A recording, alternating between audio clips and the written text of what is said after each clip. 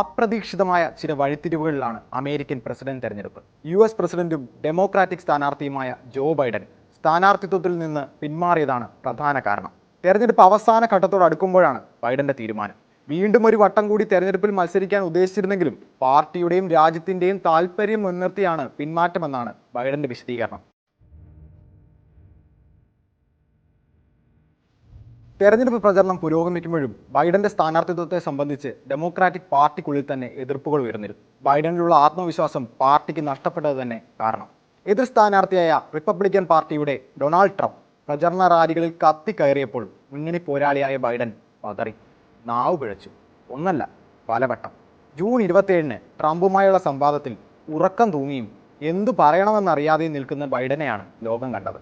Jet lag എന്ന കാരണം പറഞ്ഞ് ബൈഡൻ ആ സംഭവം നിസ്സാരവൽക്കരിക്കാൻ ശ്രമിച്ചെങ്കിലും ആരും അത് മുഖവിലേക്ക് എടുത്തില്ല. ഡെമോക്രാറ്റിക് പാർട്ടിയുടെ പ്രസിഡന്റ് സ്ഥാനാർത്ഥിയായിരിക്കാൻ ബൈഡൻ ഒട്ടും യോഗ്യനല്ല എന്ന തരത്തിലുള്ള ചർച്ചകൾ പല കോണുകളിൽ നിന്നും ഉയർന്നു. അതിന്റെ ചുവട് പിടിച്ച് ഡെമോക്രാറ്റിക് പാർട്ടി പ്രവർത്തകരിൽ തന്നെ ഭിന്നാഭിപ്രായം രൂപപ്പെട്ടു തുടങ്ങി. ഡെമോക്രാറ്റിക് സെനറ്റർമാർ രഹസ്യമായും പരസ്യമായും ബൈഡനെ തള്ളി പറഞ്ഞിട്ടും ഞാൻ എവിടേക്കും പോകുന്നില്ലെന്നും മത്സരിക്കുമെന്നും ബൈഡൻ ഉറപ്പിച്ചു പറഞ്ഞു. എന്നാൽ നാക്കുപിഴകൾ ബൈഡന്റെ മാനസികാരോഗ്യത്തിൽ സംശയങ്ങൾ ജനിപ്പിച്ചു. നാറ്റോ ഉച്ചകോടി വേദിയിൽ യുക്രൈൻ പ്രസിഡന്റ് വോളോഡിമിർ സെലൻസ്കിയെ പൊട്ടിമെന്ന് വിളിച്ചു. മറ്റൊരവസരത്തിൽ വൈസ് പ്രസിഡന്റ് കമലാ ഹാരിസിനെ ട്രംപെന്നും ബൈഡൻ പാർക്കിൻസൺസ് രോഗത്തിന് ചികിത്സയിലാണെന്നും ഡോക്ടർമാർ പതിവായി വൈറ്റ് ഹൗസിൽ വന്നു പോകാറുണ്ടെന്നും ന്യൂയോർക്ക് ടൈംസ് ഉൾപ്പെടെ റിപ്പോർട്ടും ചെയ്തു. അതിനിടെ ബൈഡന്റെ മകൻ ഹണ്ടർ ബൈഡൻ ലഹരി ഉപയോഗം മറച്ചുവെച്ച് തോക്ക് വാങ്ങിയെന്ന കേസിൽ കുറ്റക്കാരനാണ് എന്ന സ്റ്റേറ്റ് ജൂറി വിധി വന്നു. ഒരു അമേരിക്കൻ പ്രസിഡന്റിന്റെ സന്തതി ക്രിമിനൽ കുറ്റത്തിന് ആദ്യമായി കുറ്റക്കാരനാണെന്നും തെളിഞ്ഞു. ഇതും തെരഞ്ഞെടുപ്പ് സ്ഥാനാർത്ഥിത്വത്തിന്റെ മാറ്റു കുറച്ചു.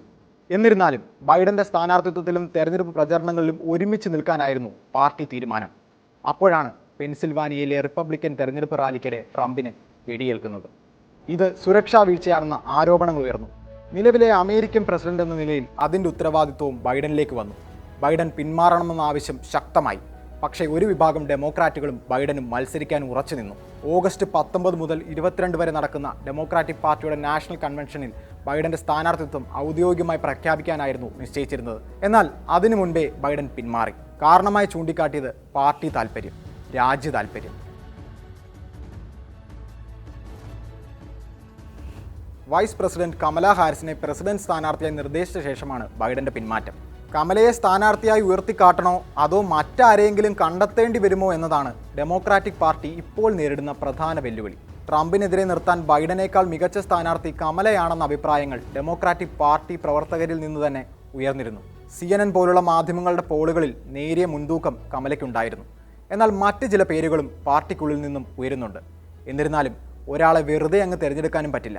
പുതിയ ഒരാളാണ് പ്രസിഡന്റ് സ്ഥാനാർത്ഥിയെങ്കിൽ അവർ പാർട്ടിക്കുള്ളിൽ മത്സരിക്കണം. പാർട്ടിക്കുള്ളിൽ മത്സരിക്കുന്ന സ്ഥാനാർത്ഥികൾ തമ്മിൽ TV ചാനലുകളുടെ സാന്നിധ്യത്തിൽ സംവാദം നടത്തണം. എന്നാൽ മാത്രമേ പാർട്ടിക്ക് ആ വ്യക്തിയെ ഔദ്യോഗിക സ്ഥാനാർത്ഥിയായി പ്രഖ്യാപിക്കാൻ സാധിക്കൂ. സാമ്പത്തിക പ്രതിസന്ധി കൂടി ഡെമോക്രാറ്റിക് പാർട്ടി നേരിടുന്നുണ്ട്. പ്രചരണം ആരംഭിച്ച ശേഷം ബൈഡനും കമലയും കൂടി സ്വരൂപിച്ച തെരഞ്ഞെടുപ്പ് ഫണ്ട് $230 മില്യൺ. കമലയല്ല സ്ഥാനാർത്ഥിയെങ്കിൽ ഈ പണം തിരികെ നൽകേണ്ടി വരും. ഒന്നുകിൽ ഫണ്ട് നൽകിയവർക്ക് തിരിച്ചു നൽകണം, അല്ലെങ്കിൽ ഒരു പൊളിറ്റിക്കൽ ആക്ഷൻ കമ്മിറ്റി മുഖേന ഈ തുക അടുത്ത സ്ഥാനാർത്ഥിക്കായി വിനിയോഗിക്കണം. ഇത്തരം കമ്മിറ്റികൾ വൻ തുകയാണ് പ്രചരണത്തിന് ചിലവഴിക്കുക.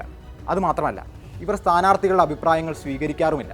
ഇനി കമലയാണ് സ്ഥാനാർത്ഥിയെങ്കിൽ മെയ് വരെ കണ്ടെത്തിയ $96 മില്യൺ ഫണ്ട് അവർക്ക് ഉപയോഗിക്കാം. ഈ പ്രശ്നങ്ങളൊക്കെ പരിഹരിക്കാൻ ഡെമോക്രാറ്റിക് പാർട്ടിയുടെ മുന്നിൽ ചുരുങ്ങിയ ദിവസങ്ങൾ മാത്രമേ ഉള്ളൂ. ഡെമോക്രാറ്റിക് നാഷണൽ കൺവെൻഷനിലാണ് പാർട്ടിയുടെ പ്രസിഡന്റ് സ്ഥാനാർത്ഥിയെ ഔദ്യോഗികമായി പ്രഖ്യാപിക്കേണ്ടത്. അങ്ങനെ തിരഞ്ഞെടുക്കുന്ന ആൾക്ക് തുടർന്ന് 4 മാസം മാത്രമാകും ട്രംപിനെതിരെ തെരഞ്ഞെടുപ്പ് പ്രചരണത്തിന് അവസരം ലഭിക്കുക. ഡെമോക്രാറ്റുകളെ ഒരുമിക്കൂ, ട്രംപിനെ തോൽപ്പിക്കാം എന്ന് എളുപ്പത്തിൽ എക്സ്പോസ്റ്റ് ഇടാൻ ബൈഡന് സാധിച്ചു. പക്ഷേ കാര്യങ്ങൾ അത്ര എളുപ്പമല്ല. ജനാധിപത്യത്തിനായി വെടിയുണ്ടയേറ്റവൻ എന്ന ലേബലിൽ ട്രംപ് ബഹുദൂരം മുന്നിലാണ്. അമേരിക്കൻ ജനാധിപത്യത്തിന് ഇനി എന്ത് സംഭവിക്കുമെന്ന് കാത്തിരുന്നു കാണണം.